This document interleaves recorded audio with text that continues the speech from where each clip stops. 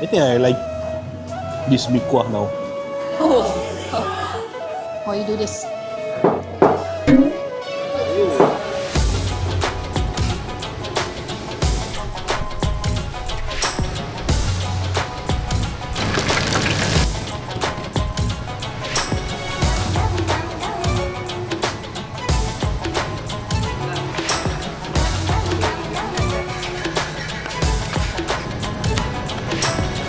Welcome back to another episode of Menu to Kitchen. Today we are at along Lavender Road, and actually you can see from the main road it's a special place called Haji Kadir. This time round, the third generation owner of this place, his name is Riaz. He has invited us over here to try more of the food over here, as well as possibly provide us with a history of the how Sup Tulang Merah started in the first place. If you think about like the food of Singapore, you think of chicken rice, you think of chili crab with mantou. But one of the culinary that is often overlooked is this Sup Tulang Merah. And not everybody will be down to try because of the way it's eaten. It's messy, it's red sauce and everything else in between. However, today we are going to learn from Riaz what is so special about this dish that has command like a fan interest all over Singapore, and maybe some of the other items over here. So let's take a look.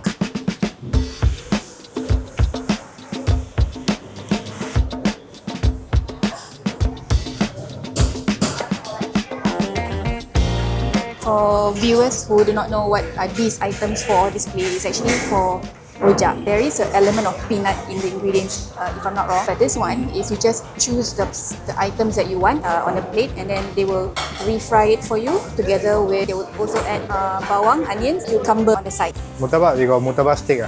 It's one size. Two people can share. You try. Try.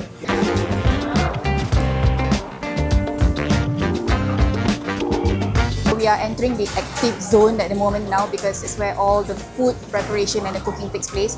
It's a very big kitchen. We are going to see how the Sup Tulang Merah as well as the other food items that we ordered just now are going to be prepared and served.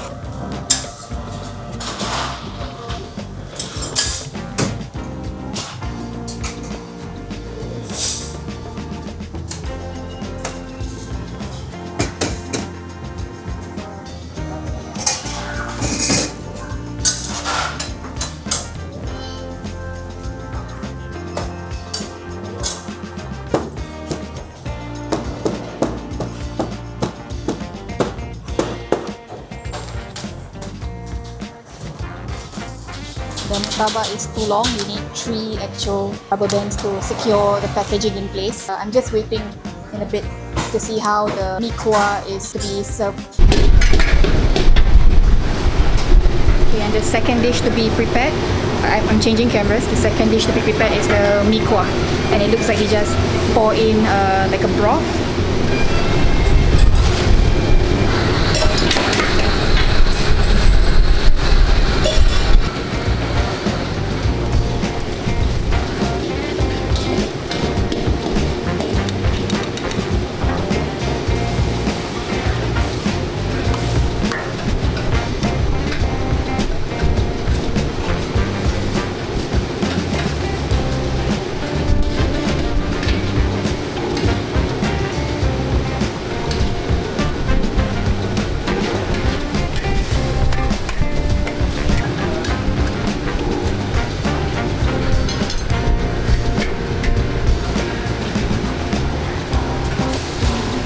He's so careful not to break up the egg while he's stirring the noodles and the kuah together.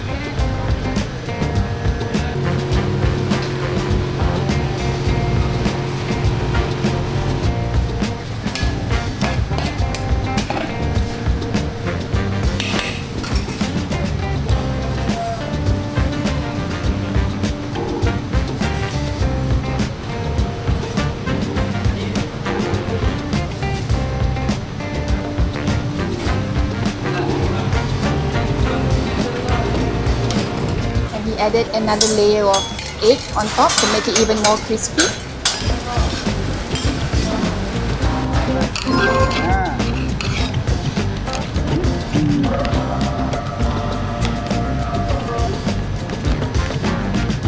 Okay, thank you very much.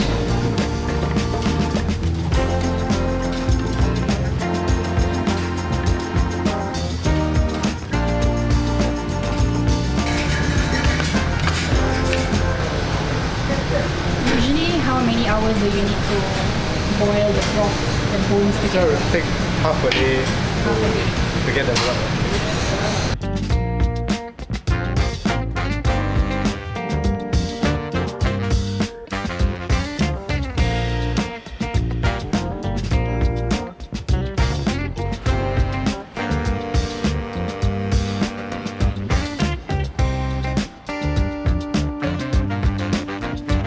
Okay, so what do we have here? Wow, mashallah. Okay, we have this 4 pieces of Sup Tulang Merah. And I was thinking about why does the word soup when it's like almost like a gravy-like texture? Possibly it's because to get the soup, it's like a broth, you have to boil bones for many hours in a big pot of water, and then once the fat starts to rise to the top, you scoop it up, and then after that, once you are really sure that all the flavor of the bones, what's left of the meat on the bones is really tender, then that's when I think they probably add the rest of the ingredients that makes it the trademark a red color like this. Of course, how it looks reflects the name itself. And next, what we have is this Murtabak stick. Highlight is when he added the daging stick, the mixture mixed inside. I think I saw just now it was like 2 layers of murtabak dough. Then it's sandwiched together. You fold it like a piece of paper from the sides, and then fold it by the top and the bottom. And he carried it onto the like a grill. And I guess to make it crispy even more is when he added like I think like 1 or 2 layers of egg.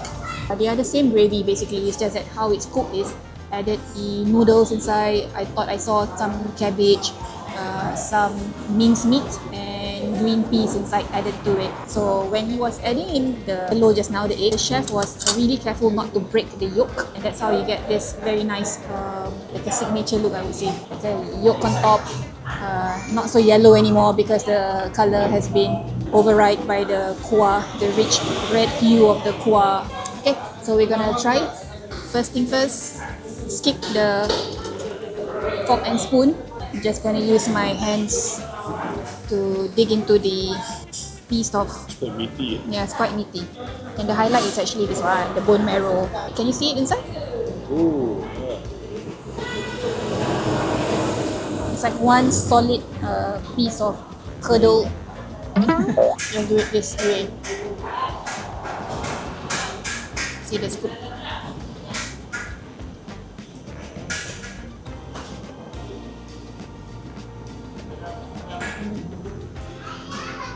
Oh, okay. They say there's always a technique of extracting the bone marrow from the hollow part of this bone.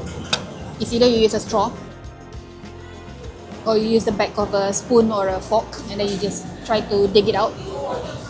The third method is to hit it on the plate. Call it. Or you do this.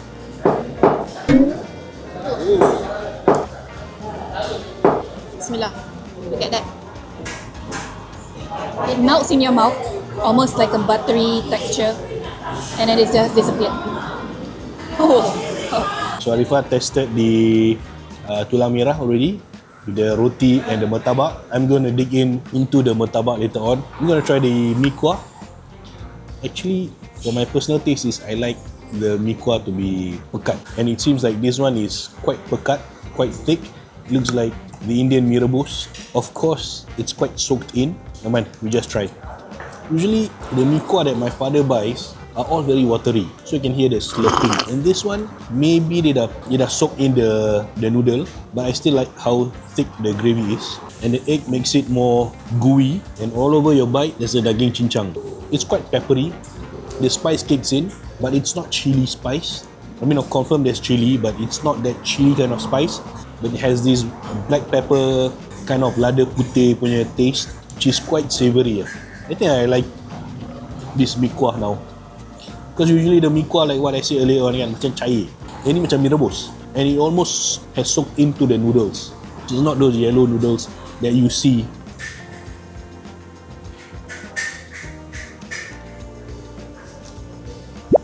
Right.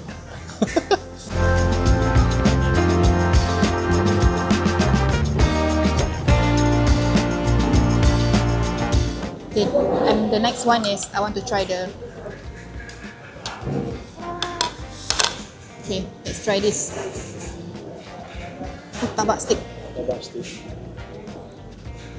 The common theme on this table is red. And instead of the curry atau dalcha, it's served with the Sup Tulang Merah also. But I think if you're like a fan of murtabak or prata and you wanted to eat it the traditional way with curry atau dalcha, then you can just ask, no problem. So let's dig. Bismillah. So instead of the regular curry based daging, this is the red marinade steak lah. It's a good combo sebab it's the pedas, the spiciness is toned down with the kuah, which makes it more sweeter. First bite that you sink your teeth into, you can definitely taste the potato wedges. Oh, wedges? Potato wedges? Like a potato cut into chunks. And then also the green peas. Anything with green peas I like. And then there's this contention about who created the Sup Tulang Merah in the first place way back in the 1950s. We're not here to argue who's who, tapi the good thing that come out from it is that you have a variety of dishes like this. And this is one of the highlight actually that could be also be part of the Singapore menu, that people from abroad who come in Singapore and want to find out about, what's the top 5 or top 10 culinary dishes that we should try in Singapore. This is definitely one of it. And speaking of how it started, there's this myth or legend saying that the grandfather of this place, Haji Kadir, that's the grandfather of Riaz. He was the one who invented this dish in a way whereby it's a marriage of that kuah, the mi kuah, soaked from here, and then it's served with the tulang. So who the person is requested for a customized dish, and that's how it was invented. So I think if from what evolved from this, the evolution from this to this, I guess this one would make it a, I don't know, personally, it would probably override this one sebab of the meat inside. And then you can have two versatile ways of eating it. One is with the French loaf, and the other one also can be with nasi goreng, mamak style, or with just plain rice. Yeah.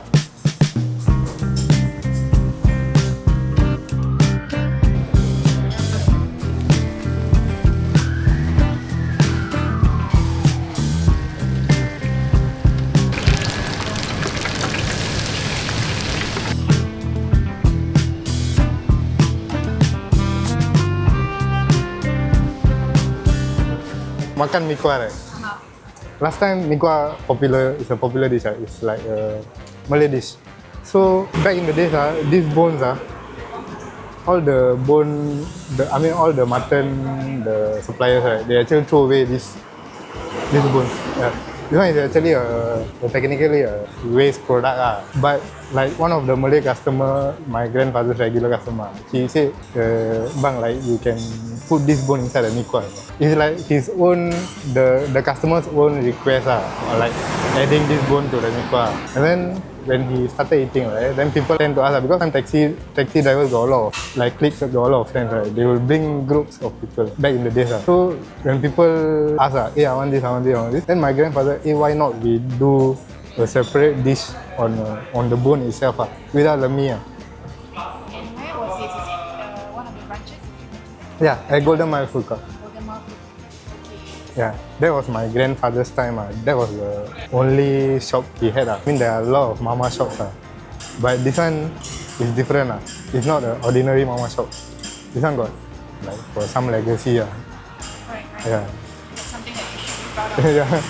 I mean, our tulang is inside the kuah, right? The taste is being infused into the Right. into the meat and stuff.